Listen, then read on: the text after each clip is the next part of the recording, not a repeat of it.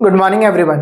एक बार फिर से आप जुड़ चुके हैं इंडियन हिस्ट्री चैनल के साथ, जिसमें हमने पढ़ना स्टार्ट किया था मध्यकालीन भारत। और मध्यकालीन भारत में हमने आपको बताया कि किस प्रकार जो है गुलाम वंश की स्थापना हुई होगी। गुलाम वंश से पहले कौन कौन से सुल्तान भारत में आए होंगे और उन्होंने किस प्रकार कार्य करना स्टार्ट किया होगा। क्या वास्तविक दिल्ली सल्तनत पर बैठने वाला व्यक्ति कुतुबुद्दीन ऐबक शासक रहा है या सुल्तान रहा है, या उसके बाद हमने देखा इल्तुतमिश, उसे हम जो है गुलाम वंश का वास्तविक संस्थापक के रूप में माना जाता है। ये सारी बातें हमने अपने पिछले वीडियो में चर्चा करी। कल की अगर बात करें तो कल हमने देखा कि किस प्रकार बलबन ने अपने ही साथ वाले लोगों से जो है सुल्तान कहलवाने के लिए उसने किस किस तरीके से नीतियां चलाई होंगी, जिसमें एक सबसे बड़ी हमने नीति उसकी देखी लोह एवं रक्त की नीति, जिसके बारे में हमने आपको कल के वीडियो में बताया था कि किस प्रकार उसने लोह एवं रक्त की नीति चलाई होगी। क्या कारण था लोह एवं रक्त की नीति चलाने का, एक बार फिर से मैं आपको बता दूं।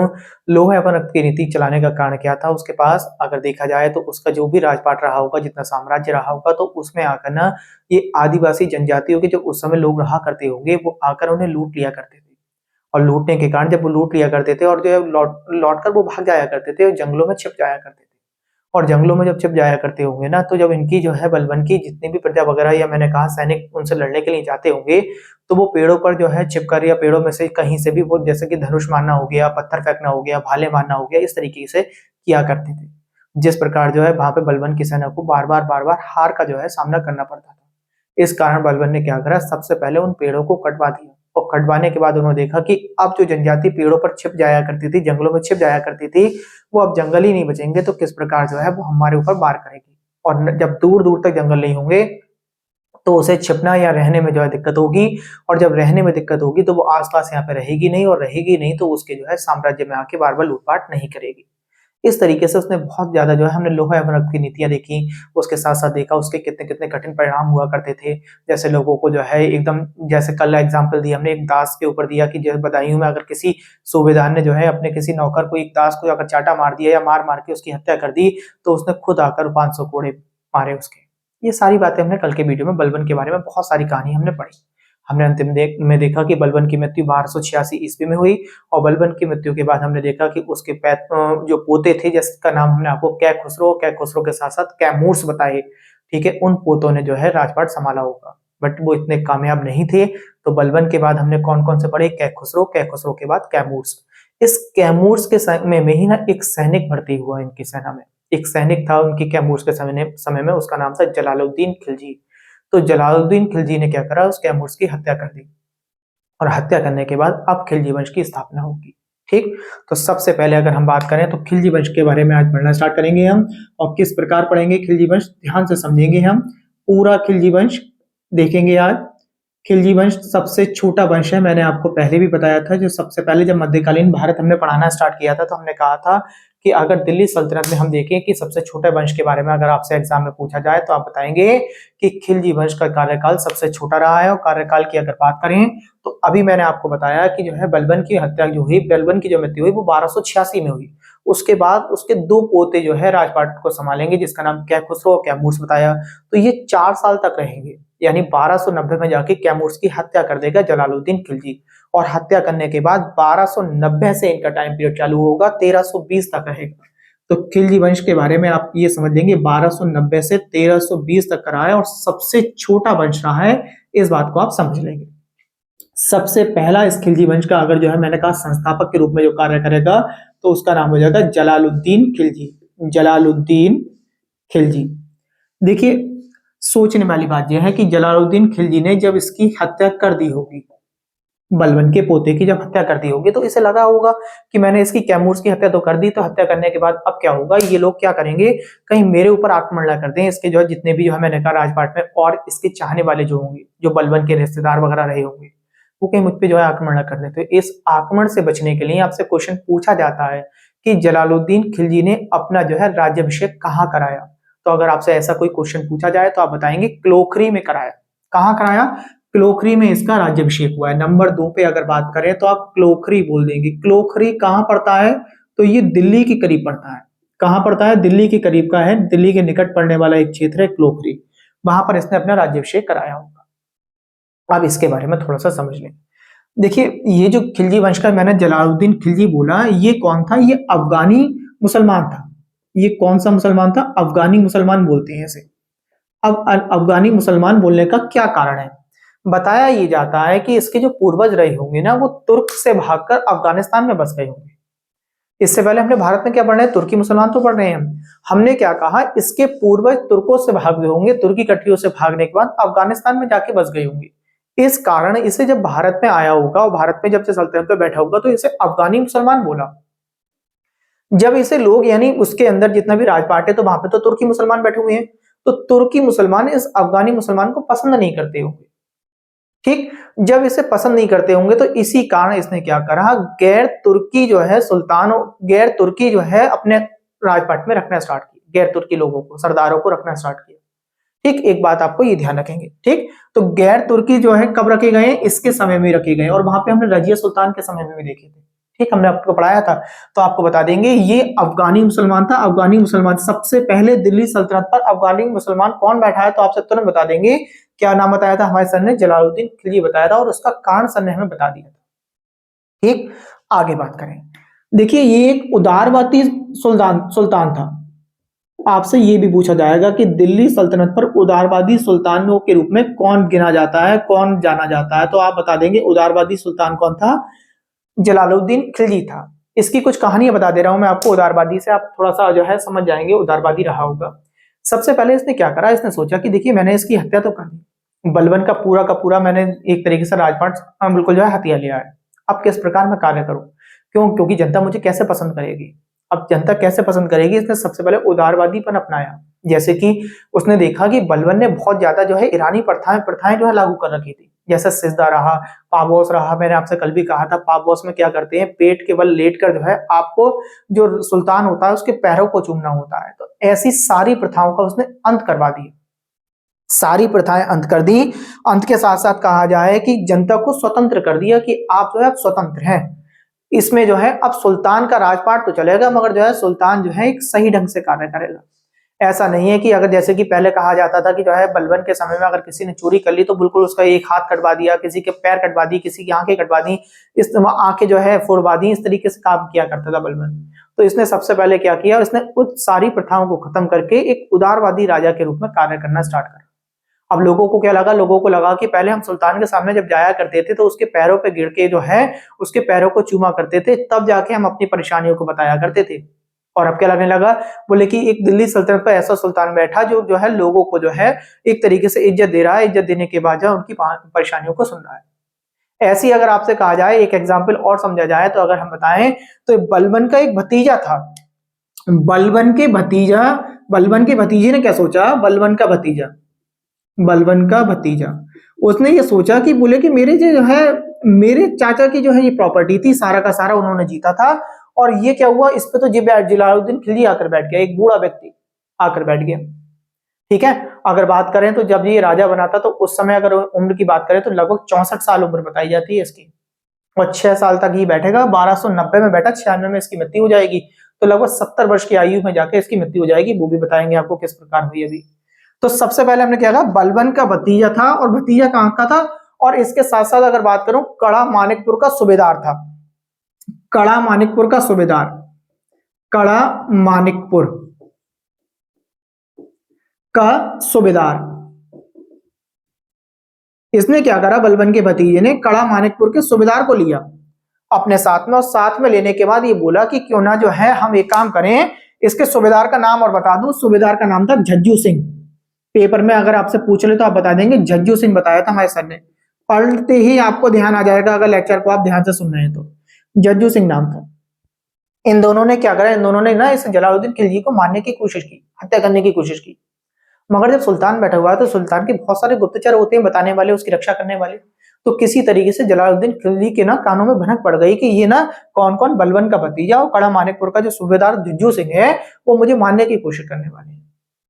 ठीक, इन्होंने जो है क्या करा, तुरंत जो है तेजी से अपने आप की जो सुरक्षा बढ़ा ली। सुरक्षा बढ़ाने के बाद जो है उन्हें पकड़ने की कोशिश करी, और जैसे ही पकड़ने की कोशिश करी तो इन दोनों को मालूम पड़ गई इस बात की। तो बलबन का भतीजा तो इसके जो है पकड़ में आ भी गया, और झज्जू सिंह क्या हुआ, ये मुल्तान भाग गया।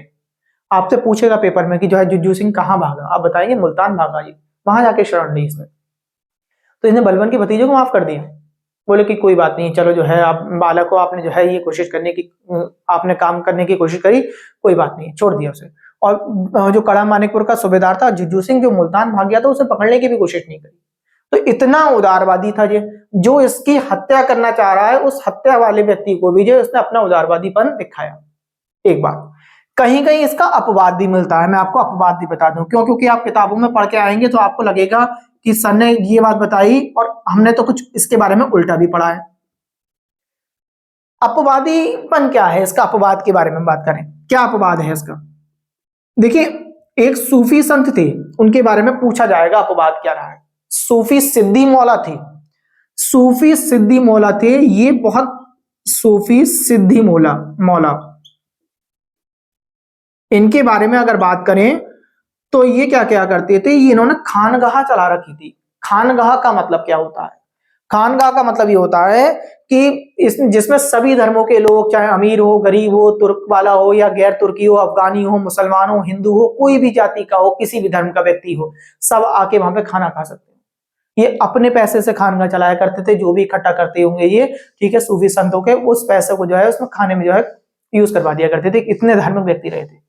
क्या करा इसके ना, सूफी सिद्दी मौला के खिलाफ किसी व्यक्ति ने ना इनके कान भर दिए जलालुद्दीन खिलजी के, कि ये क्या कर रहे हैं, ये हिंदुओं के साथ मिलकर जो है आपकी हत्या करने चाहते हैं, जलालुद्दीन खिलजी की। तब ऐसी कंडीशन में इसने क्या करा, सूफी सिद्दी मौला को जो है पकड़कर हाथी के पैर के नीचे कुचलवा दिया। तो ये कहानी आपको ध्यान रखना, एक ही अपवाद मिलता है, क्या नाम है? सूफी सिद्दी मौला। पेपर में क्वेश्चन जब बनेगा डीपली तो इस तरीके से आपसे पूछेगा कि किस सूफी मौला की या जो है किस राजा ने जो है एक सूफी मौला की जो है हाथी के पैर से कुचलवा कर हत्या करा दी। तो आपको ध्यान रखना किसने कराई है? जलालुद्दीन खिलजी ने कराई है। ये बात आपको क्लियर हो गई। और एक बात इसी के साथ में देखो, क्वेश्चन एक माइंड मेकअप करिए, क्वेश्चन और बना आपके दिमाग में कि कड़ा मानिकपुर का सूबेदार जो था जुज्जू सिंह, वो भाग गया, अब कड़ा मानिकपुर खाली हो गया। और जब कड़ा मानिकपुर खाली हो जाएगा तो देखिए यहीं से एक पॉइंट आपको तैयार कर लेंगे, इसने क्या करा, अपने भतीजे को, जो जलालुद्दीन खिलजी का भतीजा था, भतीजे का नाम था अलाउद्दीन खिलजी। कौन था भतीजा? अलाउद्दीन खिलजी। अलाउद्दीन खिलजी। इसने क्या करा, अपने भतीजे से कहा कि जाओ और जाके जो है अब तुम यहाँ की कमान संभाल लो, किसकी? कड़ा मानिकपुर की। कड़ा मानिकपुर पर जी जाकर बैठ जाएगा अलाउद्दीन खिलजी और वहां पर जो है ये अपना राजपाट चलाना स्टार्ट कर देगा। कौन था? इसका भतीजा था। और भतीजे के साथ साथ अगर मैं आपसे बात करूं, ये भतीजा तो था ही था, भतीजे के साथ साथ इसका दामाद भी था। ये बात भी आपको ध्यान रखनी है, क्योंकि मुस्लिम धर्म में कहीं कहीं देखा जाता है कि जो है वो पहली शादी जो करते हैं वो अपने ही किसी न किसी रिलेशन में जो है शादी करते हैं, लायक जो भी होता है उनके। ठीक, तो दामाद के साथ साथ भतीजा था। आपसे पूछा जाए तो आप बता देंगे। तो दो नाम अब जुड़ते हुए चले आ गए। सबसे पहले जलालुद्दीन खिलजी हमने पढ़ा, उसके बाद अलाउद्दीन खिलजी इसका भतीजा है, भतीजे के साथ साथ दामाद भी है। और ये क्या बना? कड़ा मानिकपुर की गद्दी पर बैठ गया जाकर। ये बात क्लियर हो जाएगी। ठीक, इसके दो अभियान बहुत पूछे जाते हैं आपसे, दोनों अभियान मैं आपको बता रहा हूं। देखिए, दो अभियान बहुत पूछे जाते हैं। क्यों? क्योंकि इसने ना, देखिए, सल्तनत पे कौन बैठा हुआ है? जलालुद्दीन खिलजी। राजा यानी सुल्तान तो ये है, ये केवल उसके अंडर में काम कर रहा है। यहाँ पर कहां पर काम कर रहा है? ये कड़ा मानिकपुर में। इसने दो अभियान चलवाए जलालुद्दीन खिलजी ने अलाउद्दीन खिलजी से। जैसे कि अलाउद्दीन खिलजी को सबसे पहले अगर बात करी जाए, ये राजा बना है 1290 में, और 1292 में अलाउद्दीन खिलजी ने एक भिलसा अभियान चलाया। ये दक्षिण भारत के अभियान है, भिलसा अभियान। ये कहां के? दक्षिण भारत के। देखिए, एक क्वेश्चन बनता है, मैं आपको क्वेश्चन के अकॉर्डिंग जो है समझा रहा हूं। क्वेश्चन में आपसे पूछा जाएगा प्रथम भिलसा अभियान किसने किया? ये अब दक्षिण भारत पर जो है किस जो है मुस्लिम शासक ने या सुल्तान ने जो है कहां पर दक्षिण भारत पर आक्रमण किया? तो आपसे अगर सुल्तान के बारे में पूछा जाए तो सुल्तान में बताएंगे जलालुद्दीन खिलजी, क्योंकि राजा तो वही बना हुआ है, दक्षिण भारत में सबसे पहले आक्रमण करवाने वाला। और कौन गया है? तो आप बता देंगे अलाउद्दीन खिलजी गया है भिलसा अभियान में। और भिलसा कहां है? ये दक्षिण भारत का क्षेत्र है। वहां से खूब सारा धन लूट कर लेके आया होगा, पैसा लूट कर लेके आया, और लूटने के बाद इसने क्या करा? जलालुद्दीन खिलजी को दे दिया। और जलालुद्दीन खिलजी को जब दे दिया होगा तो उसे लगा कि बताइए कि कितना बढ़िया भतीजा है, मेरा दामाद है, उसने जो है जितना भी लूटपाट के लेके आता है मेरी परमिशन से गया, और जाने के बाद जो है इसने सारा का सारा पैसा मेरे पास दे दिया। इसके बाद अगर बात करें हम, इसी बात को थोड़ा सा ध्यान से समझें। देखिए, ये अभियान तो आपको भिलसा ध्यान रखना है। इसके बाद जो इसने एक अभियान करा वो ज्यादा इंपोर्टेंट हो जाता है आपके लिए। अगला करा 1296 में। 1296 में करा पहली बार। 1296 ये करा था देवगिरी पर। देवगिरी वर्तमान में अगर बात करें तो ये महाराष्ट्र में पड़ता है, और महाराष्ट्र में इसे दौलताबाद के नाम से भी जानते हैं, आपने दौलताबाद सुना होगा, दौलताबाद। और यहाँ के उस समय अगर बात करें जो राजा बैठे हुए थे उस समय, उनका नाम था रामचंद्र देव। क्या नाम था? रामचंद्र देव बैठे हुए थे। आपको इस बात को याद कर लेना है, नमा पॉइंट में आपको यहां लिख दे रहा हूं। तो जब इसने देवगिरी महाराष्ट्र में जो है, जो दौलताबाद में है, जो राजा बैठे हुए थे उनका नाम बताया मैंने, रामचंद्र देव था। उसने क्या करा, वहां पे आक्रमण कर दिया बिना इसकी परमिशन के, जलालुद्दीन खिलजी के बिना परमिशन के आक्रमण कर दिया। आक्रमण करने के बाद यहां से इसने खूब धन जीता, और खूब धन जीता, और जीतने के बाद इसने क्या करा, जो इनके दरबार में जो और लोग रहा करते होंगे ना, बड़े बड़े, जो मैंने कहा कि जो है बड़े बड़े लोग रहा करते होंगे, जो तुर्की लोग रहा करते होंगे, जो बहुत धनी रहते होंगे, अमीर, उन्हें जाके इसने ना उनके मुंह बंद कर दिए, खूब पैसा दिया, खूब धन लौटा, मतलब जो है खूब सोने से भर दिया उनके घरों को। और जब खूब सोना दे दिया होगा तो इसका मतलब वो तो इससे खुश हो गए। किससे? अलाउद्दीन खिलजी से। और अलाउद्दीन खिलजी क्या हुआ, ये जीत कर तो आ गया, और आने के बाद जैसे कि जिससे जलालुद्दीन खिलजी को पता चला, तो जलालुद्दीन खिलजी ने जो है अलाउद्दीन खिलजी को बुलाया, बोले आ जाओ, आपने बिना परमिशन के कैसे जो है मुझसे युद्ध कर दिया, मतलब आपने कैसे इस पे आक्रमण कर दिया देवगिरी पर जाकर।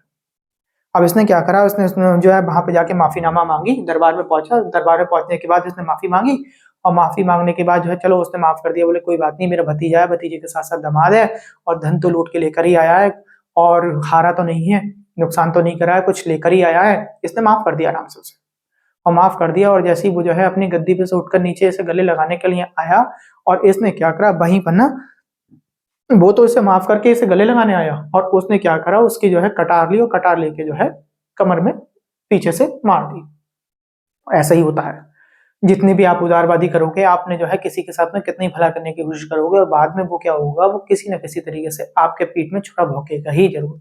ऐसा होता है, ठीक है। मैंने आपको पीछे भी वीडियो में बोला था कि जो है आप इतने उदारवादी कभी ना बने कि आपका जो है कोई भी नुकसान करता है। आप इतने उदारवादी होते चले जाते हैं। हम लोगों की क्या कमियां रहती हैं, हम लोगों की कमी रहती है, हम बुरे के साथ में भी अच्छा करने की कोशिश करते हैं, और एक समय क्या आता है, फिर हम जब हमें परेशानियां मिलती हैं तो हम कहते हैं हमारे साथ ही क्यों बुरा होता है। तो हम इस बात का आइडिया नहीं लगा सकते, क्यों? क्योंकि जो है बुरे के साथ में आप ही तो अच्छा कर रहे हो, आप उसका आइडिया मत लगाओगे वो कभी भी आपके सामने अच्छा करेगा। इस वजह से भी लोगों को जो है बहुत ज्यादा परेशानियां पड़ती हैं। तो यहाँ पे साफ सीधा हमें एग्जाम्पल देखने को मिला। तो यहाँ पर एक कहावत भी बनती है कि किसने जो है देवगिरी से जो है दिल्ली जीती, या दौलताबाद से दिल्ली जीती। तो ये आपसे पूछा जाएगा कि किस अभियान में जो है किसने, अलाउद्दीन खिलजी ने देवगिरी से दिल्ली जीती। तो देवगिरी से दिल्ली क्यों गया, तो देवगिरी पर आक्रमण करने था, मगर वहां से लूट के आके मार दिया अपने ही सगे चाचा को, अपने ससुर को, और मारने के बाद उसने क्या करा, वहां की गद्दी पर बैठ गया। इस तरीके से आपको ये बात समझ में आ जानी चाहिए, ठीक है। ये बात, एक बात आपको ये क्लियर हो गई, देवगिरी से दिल्ली, देवगिरी से दिल्ली जीती। एक बात तो आपको ये याद कर लेनी है। एक बात और बता दूं मैं आपको, देखिए जब ये 1292 में ये भिलसा अभियान जीत के आया होगा, तो उसके बाद इसे ना इसके चाचा ने, किसने, जलालुद्दीन खिलजी ने, जलालुद्दीन खिलजी के समय में ही ना इसने क्या करा, इसे अवध का नवाब बना दिया है, या अवध का सूबेदार भी बोल सकते हैं। अवध का सूबेदार, नवाब तो बहुत बाद में आएंगे, सूबेदार, इस तरीके से आपको याद रखना। तो जाकर क्या हुआ, देवगिरी से दिल्ली जीती, और 1296 में जाकर इसका चैप्टर अंत कर दिया। किसका? जलालुद्दीन खिलजी की मृत्यु कब हो गई, अब आपको ध्यान रखना, 1290 में बैठा था, और 1296 में जाके इसकी मृत्यु हो जाएगी। ये बात आपको याद हो गई होगी। अब कहानियां बिल्कुल एक दूसरे से जब जोड़ी होंगी तो एक दूसरे से जोड़ के ये सारी चीजें आपको याद होती चली जाएंगी। देखिए आगे क्या हुआ, दोनों मैंने आपको अभियान बता दिए, कुछ बातें और समझने वाली। अगर हम बात करें तो इसकी मृत्यु हो गई, मृत्यु होने के बाद कितने वर्ष में हुई, अब मैंने आपसे अभी क्या कहा था, लगभग 70 वर्ष तक रहा है। सबसे बूढ़ा अगर हम बात करें तो बूढ़े में हम इसका भी ध्यान रखेंगे, जो सुल्तान बना बूढ़े एज में जाके कम समय तक ही बैठा रहा, इसने कार्य करने की बहुत ज्यादा कोशिश भी की है। ये कहानी आपको ध्यान रखनी है। इसी के जलालुद्दीन के शासन काल में क्या हुआ, मंगोल से कुछ मुसलमान, लगभग 4000 मुसलमान जो है भारत की ओर आए, और भारत में आके बस गए, और भारत में आके बसे। आपसे पूछा जाता है मंगोली मुसलमान, 4000 मुसलमान जो है भारत में आके किसके शासनकाल में बसे, तो आप बताएंगे किसके समय में बसे थे, जलालुद्दीन खिलजी के समय में बसे थे, ठीक है। आपने ये क्षेत्र सुन रखा होगा, मंगोलपुरी बोला होगा, दिल्ली में पड़ती है मंगोलपुरी, अब तो वो मंगोलपुरी पहले के पूरे का पूरा नगर बसा लिया था उन्होंने 4000 मुसलमानों ने। अब तो धीरे धीरे ना वो मंगोलपुरी नाम ही रह गया है वहां पर, नाम मंगोलपुरी काल मतलब एक तरीके से जो स्थान है मंगोलपुरी स्थान है, मगर वहां के लोग वहां से धीरे धीरे पलायन कर गए। ठीक, एक एक दो दो घर बचे होंगे। बहुत से बहुत बात करें तो दिल्ली में मंगोलपुरी की भी अगर बात करें तो 4000 मुसलमान बसे आके, 4000 मुसलमान। इसने कहा, बोले कि मुझे क्या दिक्कत पड़ी है, बोले कितना बड़ा राजपाट है, बस जाने दो मुसलमान। ठीक है, और उन्होंने किस बात क्या बनाया, मंगोलपुरी। ठीक है, आप मंगोलपुरी करके आप ध्यान रखेंगे कि हमारे सर ने मंगोलपुरी बोल दिया था। ये मंगोलपुरी कहां पड़ती है, दिल्ली में पड़ती है। किसके समय की बात है, ये बात हो गई आपकी किसके समय की, जलालुद्दीन खिलजी के समय की बात हो गई, ये आपको याद रखनी है। खिलजी वंश में हमें 4 राजा पढ़ने हैं, 4 में से हमने एक राजा के बारे में आज बात कर ली, जलालुद्दीन खिलजी के बारे में। आज अलाउद्दीन के बारे में भी थोड़ी सी बात करेंगे, समझ के जाएंगे इसके बारे में। ठीक, एक बात और, ये जो 4000 मुसलमान जो मंगोली मुसलमान है, इन्हें नवीन मुसलमान करके बोला जाता है। आपसे पूछ ले नवीन मुसलमान कौन है तो आप ये बता देंगे ये 4000 मंगोल से आने वाले जो थे आपके, यही नवीन मुसलमान है। ठीक, 4 राजाओं में जलालुद्दीन खिलजी पढ़े हमने। अलाउद्दीन खिलजी के बारे में अब धीरे धीरे कहानी आगे बढ़ रही है, क्योंकि अब दिल्ली सल्तनत पे अलाउद्दीन खिलजी बैठ गया। उसके बाद कुतुबुद्दीन मुबारक शाह आएगा। मुबारक शाह पहले भी देखने को मिले हैं, इसमें थोड़ा सा कुतुबुद्दीन करके भी हमने पढ़ा है, तो कुतुबुद्दीन देखने को मिले थे हमें। कुतुबुद्दीन मुबारक शाह नाम याद रखेंगे। और इसके बाद चौथा जो अंतिम आएगा उसका नाम होगा खुसरव शाह। खुसरव शाह को किस लिए हम याद रखते हैं, उसका कारण केवल ये रहता है, ये पहला ऐसा जो है मतलब दिल्ली सल्तनत में बैठने वाला व्यक्ति था जो हिंदू था। हिंदू से ये खिलजी मुसलमान बन गए। क्यों बन गया, केवल राजपाट लेने की वजह से। इस वजह से अब इसके बाद जो गुड़ खा तसले ता जो आएगा, तुगलक वंश स्टार्ट होने का यही कारण बनेगा खुसरव शाह। तब वहां पे जाके किसी ने, जिसने तुगलक वंश की स्थापना करेगा, वो व्यक्ति कहेगा कि जो है मुस्लिम धर्म खतरे में है। वो ये जो लाइन आज भी हम कभी कभी सुन लेते हैं कि इस्लाम धर्म खतरे में है, इस्लाम धर्म खतरे में है, तो ये लाइन वहां से चली आ रही है। तो इस लाइन का अर्थ भी हम आपको जब इसका चैप्टर खत्म कर रहे होंगे टॉपिक कल के वीडियो में, तो वो भी चीज हम आपको क्लियर कराएंगे कि क्या कारण बना था। ठीक, मुसलमानों का पहला दक्षिण भारत में आक्रमण के बारे में अगर बात करेंगे तो आप बता देंगे ये आक्रमण है आपके 1296 वाले। ठीक, और किसके शासनकाल में हुए हैं, जलालुद्दीन खिलजी के समय हुए हैं। और किसने करे हैं तो आप बता देंगे अलाउद्दीन खिलजी ने करे हैं। ये बात आशा करता हूं यहां तक आपको क्लियर हो गई होगी। आगे की बात करेंगे। देखिए मैंने आपसे कहा अलाउद्दीन खिलजी के बारे में। अब इसने 1296 में जब आक्रमण करके लौटा है तो अपने चाचा की हत्या करी है, तो ये 1296 से रहेगा और 20 वर्ष तक ये शासनकाल संभालेगा और 1316 तक रहेगा। ठीक है, 1316 तक रहेगा अलाउद्दीन खिलजी के बारे में। इसके बारे में बहुत सारी ज्यादा चीजें पढ़नी पड़ती हैं, हमें थोड़ा सा ध्यान से समझ लेंगे। अलाउद्दीन खिलजी, अलाउद्दीन खिलजी क्या बताया, 1296 से लेके 1316 तक रहेगा।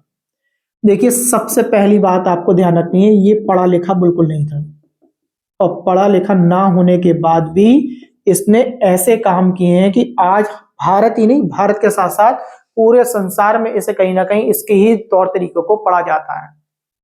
ठीक, इसने कैसे काम किए, जैसे कि मैंने कहा देखो पढ़ा लिखा ना होने के बाद भी इसने महंगाई खत्म कर दी। अब महंगाई खत्म करने के लिए इसने क्या करा, तनख्वाह भी लोगों की कम कर दी, और तनख्वाह कम करने के साथ साथ चीजों को सस्ता कर दिया। जब चीजें सस्ती होंगी तो कम पैसे में खरीदी जा सकती हैं, तो इसलिए तनख्वाह भी कम कर दी इसने। इस तरीके से उस समय दिमाग का उपयोग करा इसने।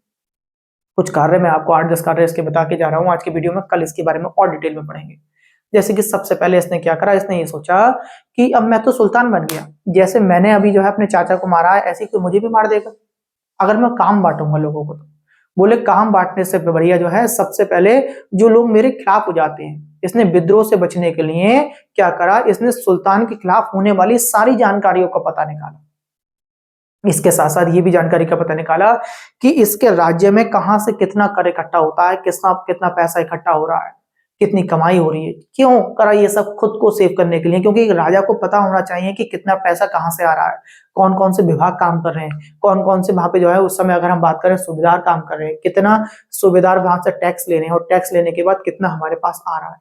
तो सबसे पहले इसने विद्रोह से बचने के लिए जानकारी इकट्ठी करी। ठीक, तो पहला काम इसका अगर हम बात करें तो जानकारी इकट्ठा करना हो गया, जानकारी इकट्ठा करना। तो ये बात समझ में आ गई होगी, जानकारी इकट्ठा अगर कहीं देख लो तो आप समझ जाना कि जानकारी इकट्ठा करने का तात्पर्य यहाँ पे किस बात से है।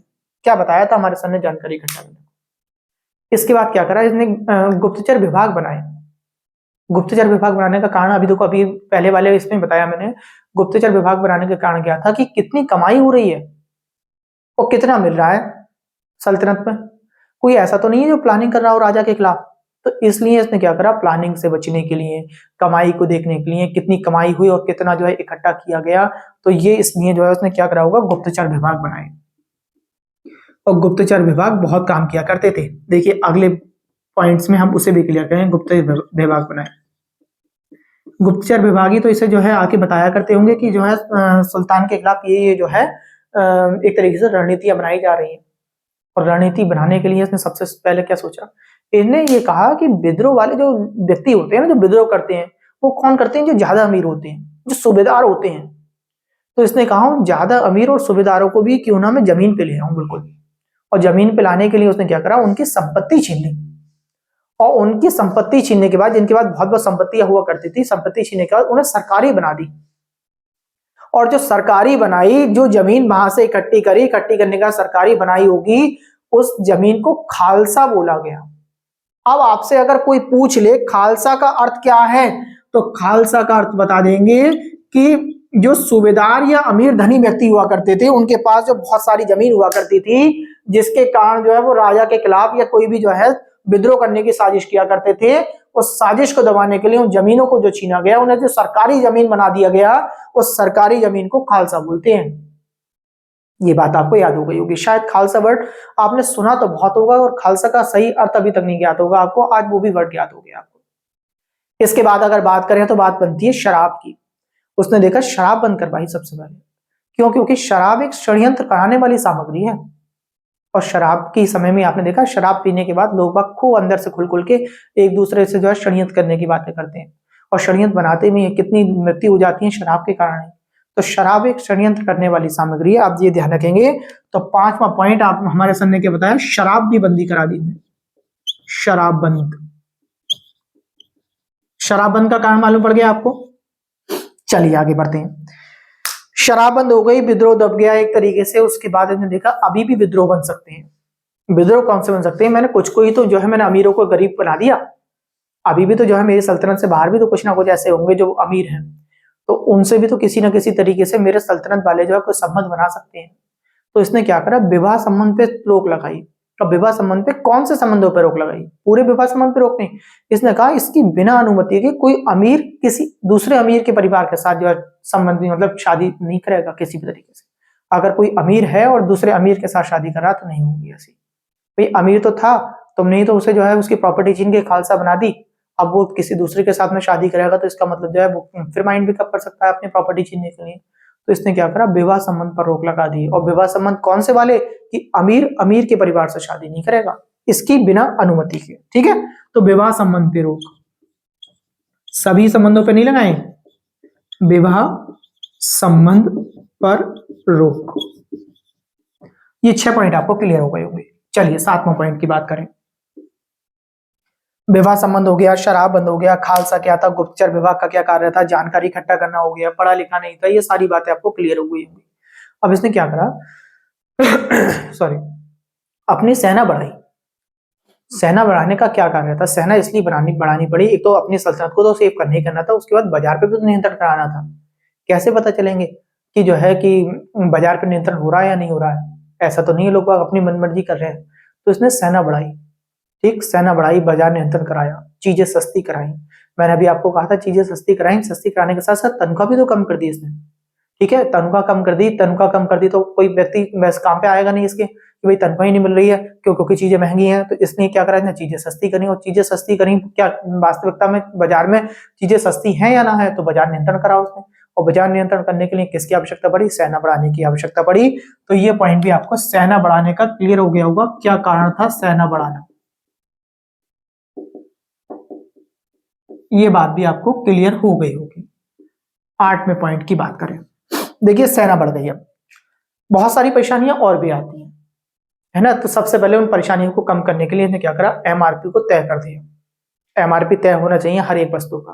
कहीं ऐसा तो नहीं है कि एमआरपी से जो है अलग लोग जो है चीजों को बेच रहे हैं। मंडियों को विभाजित कर दिया, जैसे कि मैंने कहा दास की मंडी अलग कर दी, पशुओं की मंडी अलग कर दी, घर के सामान की मंडी अलग कर दी, ये सारी चीजें कर दी। ठीक है, तो आपको ध्यान रखेंगे एमआरपी तय कर दिया, मंडी विभाजित कर दी। एमआरपी तय, एमआरपी तय, मंडी विभाजित। दासों की मंडी अलग, पशुओं की मंडी अलग, घर के सामान की मंडी अलग, इस तरीके से मंडियां अलग अलग कर दी होंगी। इसके साथ साथ में ना इसने देखो भ्रष्टाचार भी खत्म करने की बहुत बड़ी कोशिश करी। भ्रष्टाचार खत्म करने की कोशिश कैसे करी, मैं आपको भ्रष्टाचार खत्म बता दूं। उसने कहा कि कुछ न कुछ ऐसा जरूर होगा भ्रष्टाचार खत्म कि मैं कितने ही कोशिश कर लूं, लोग बाग फिर भी भ्रष्टाचार करेंगे, अपने आप को बचा के ले जाएंगे। तो क्यों ना मैं इस तरीके का पनिशमेंट रखूं कि वो क्या करें कि जो है भ्रष्टाचार करने के सोचे ही ना कोई। जैसे कि कहा जाए, मान लीजिए उस समय 1 रुपए चलता हो अगर, तो 1 रुपए में अगर मैंने कहा 1 किलो देसी घी आ रहा है, उस समय की बात हो रही है, और कोई व्यक्ति 1 रुपए में 1 किलो देसी घी देने के बजाय 2 रुपए में दे रहा है, वो 2 रुपए किलो दे रहा है, तो यानी 1 रुपए की उसने जो है क्या करा, जो है भ्रष्टाचार करा। तो 1 रुपए में भ्रष्टाचार का मतलब हो गया 1 रुपए में जो भ्रष्टाचार हुआ उसमें 1 किलो घी और खरीद सकता था व्यक्ति कोई, तो उसे 1 किलो घी कम मिला, 2 किलो घी आता 2 रुपए में। तो ऐसी कंडीशन में कहा कि कोई बात नहीं है, 1 किलो शरीर का मांस उस बेचने वाले व्यक्ति का जो है शरीर का मांस निकाल लिया जाएगा। अब लोगों के मन में उथल पुथल मच गई, बोले कि 1 किलो शरीर का मांस, जितने भी हम जो है भ्रष्टाचार फैलाएंगे उतना ही हमें अपने शरीर के अंग काट के राजा को देने पड़ेंगे। इस तरीके से भ्रष्टाचार बंद कराया। कितनी तेजी से इसने काम किया, जो व्यक्ति पढ़ा लिखा नहीं था उसने कितना सोचा होगा इन सारे कार्य को कराने के लिए। इसके बाद अगर बात करें तो सेना रखी इसने। अब सेना के बारे में अगर बात कर ली जाए तो सेना भी कैसी रखी, केंद्रीय सेना रखी इसने। अब केंद्रीय सेना तो रख ली, लोगों ने सोचा, बोले कि जो है कि सही बात है, केंद्रीय सेना रख लो, हम जाके अपने अपने नाम लिखवा दे रहे हैं, हमें क्या होगी, तनख्वाह मिलेगी राजा के यहाँ से। और राजा के यहाँ से तनख्वाह मिलती थी, वाकई में बात सही थी कि रोज रोज युद्ध कौन सी हुआ करते थे। अब रोज रोज जब युद्ध नहीं होंगे तो कंडीशन क्या आएगी, तो लोग बाग ना, जब मैंने कहा कि आज सेना में नाम तो लिखवा दिया, तनख्वाह ले रहे हैं, अपने आराम से घर में बैठे हुए हैं, भाई दास काम कर रहा है, उनकी बीवी बच्चे काम कर रहे हैं अपने आराम से घर में, उनकी जो है शरीर की अवस्था खराब हो चुकी है। मैंने कहा फॉर एग्जाम्पल आज भर्ती किया गया उन्हें, और 20 साल बाद जाके युद्ध हो रहा है, 15 साल बाद, 10 साल बाद या 5 साल बाद भी युद्ध होगा, तो 5 साल में शरीर भी जो है खराब हो गया वो घर में बैठे बैठे आपका। तो ऐसी कंडीशन में क्या होता था, शरीर खराब होया करता था। युद्ध हुआ भी करता था तो लोग क्या किया करते थे, वो खुद तो युद्ध में आया नहीं करते थे, वो अपने नौकरों को भेज दिया करते थे, या अपने बेटे को भेज दिया करते थे, अपने दास गुलाम वगैरह जो भी है अपने परिवार में से भेज दिया करते थे।